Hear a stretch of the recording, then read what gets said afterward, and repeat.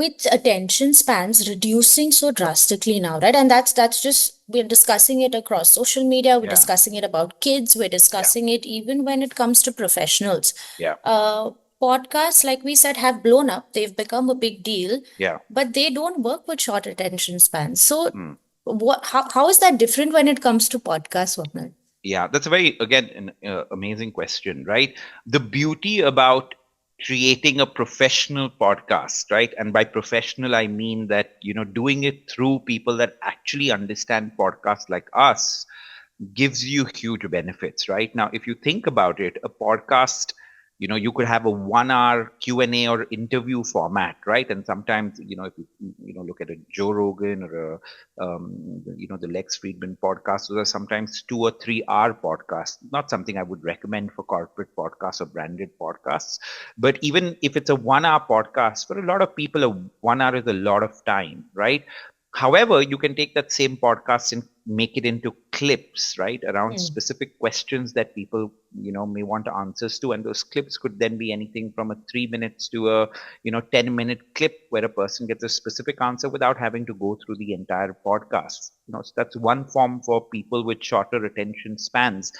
And also you can make them into the reel format or the shorts format on YouTube, which are probably, if I'm not mistaken, 1 or 2 minutes almost, right? So you can take critical parts from there and put it up there, right? Because I've realized myself, I generally prefer the long form of going through the entire podcast, but some podcasts I don't want to go through the entire thing, right? I just want Right. to, Yeah, yeah, go through the specific clips which I think are relevant to me.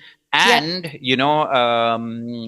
I try to control my urge of going through reels and shorts because they're so addictive. But my feed is full of so many interesting and informative and educative reels and shorts, right? That I enjoy getting information, and knowledge in a way from there as well, right? So the beauty about podcasts is it can work for somebody that wants to go through the entire thing. It works for somebody that wants to just devote 3 to 10 minutes to an answer, and it can cater to somebody that wants something very snackable in terms of a Yeah. short or a reel, and stuff like that, right? So And that's that's, why I think it ticks yeah, yeah, off so all that's what I boxes. enjoy as well. Because, Yeah, even if I come across a short or just like a 2 or 5 minute clip, it's yeah, interesting. And then if I want a deep dive, yeah, I can actually just go about what I'm doing and I can listen to it and I can actually gain yeah, insights from experts, which yeah, which is great. I can be doing anything and learning.